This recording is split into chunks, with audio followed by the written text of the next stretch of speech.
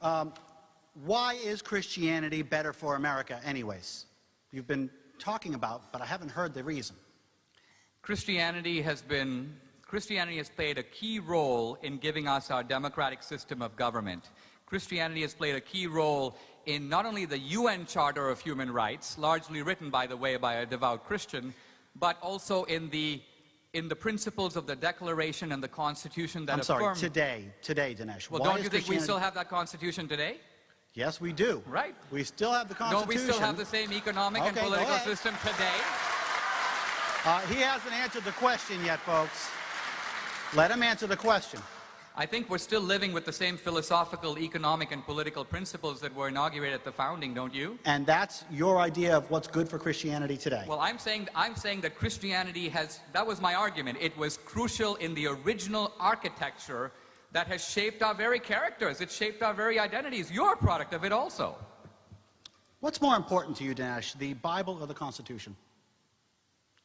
Well, they're two different documents. I would say the Bible is more important as a spiritual document, but the Constitution is more important as a legal document. If they conflict, in your mind, personally, who wins? Legally, the Constitution wins. Okay. So, would you agree that since there are 30,000 or so sects of Christianity, that there are lots of Christians who believe that the Bible would win if in a conflict? And there's nothing wrong with that either. In other words, I would appeal here to Martin Luther King's principle. The Constitution itself makes provision for dissent. If someone is a conscientious objector, let's say someone says, I don't want to go to Iraq because the Bible tells me it's wrong.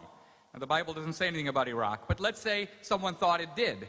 The fact of the matter is, I think it is the crudest simplification of history just to say the Constitution wins. The fact of the matter is, there is a provision for dissent in the Constitution itself. Yes, absolutely, but I'm talking about loyalty. I'm talking about a group of people, a huge group of people that are loyal to a set of laws above the law of the land.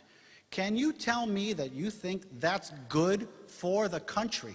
Yes, I think it's very good for the country. Let me ask you this. Is your highest loyalty to the law of the land? If somebody told you, if we passed a law that was affirmed by the Supreme Court that said that mothers must have abortions whether they want to or not, and this was affirmed as legal by the Supreme Court, would you go along with it? No, I would oppose it. Okay, so you have a higher morality too. That does not mean I have a set of laws that I rate higher than the Constitution. Yes, it does. You do. No, you did. I'm not talking about a personal one law. I'm talking about a set of laws by a preacher that a huge group of people rates more important, higher on the level than the law of the land. How can you tell me that that's good for America?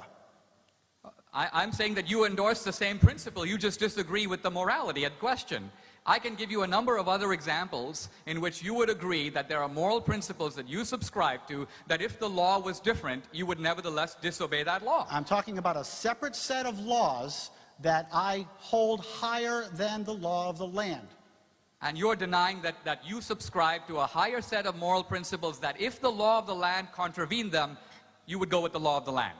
No, I would dissent, but it doesn't mean I have a loyalty to someone else. You just haven't assembled those things into a set. No, I'm saying I don't have a loyalty to someone else, and you do. And that's not good for America. It's not... Let me go on. I'm running out of time. Well, I just have a the only difference is that you have the same absolute morality, which you don't trace to a creator. You're saying that for some reason, because I think that this same moral law has a moral lawgiver, and you don't, your moral laws are okay, but mine aren't. No, I don't have an absolute moral law. I think that's what you're saying.